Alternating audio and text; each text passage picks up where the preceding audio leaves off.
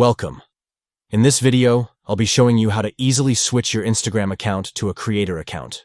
Whether you're a content creator, influencer, or just want to explore the features of a creator account, the process is quick and simple. Let's dive into it. First, open the Instagram app on your Android device. Once you're logged in, tap your profile picture at the bottom right of the screen to go to your profile. Next, we'll access the settings. To do this, tap the menu icon, those three horizontal lines, located in the top right corner of your profile page. This will open up the settings menu. Now, scroll down to the section called For Professional and tap on Business Tools and Controls.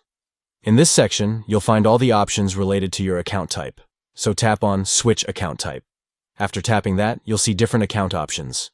Here, select Switch to Creator Account. Instagram will guide you through the process and offer you some customization options for your creator profile. Once you've selected the Creator Account option, Instagram will ask you to confirm your choice. Simply tap Confirm to complete the process. And that's it. You've now successfully switched to a creator account on Instagram. With a creator account, you'll have access to additional features like advanced analytics, direct messaging filters, and the ability to tag products. If you ever want to switch back to a personal or business account, you can follow the same steps.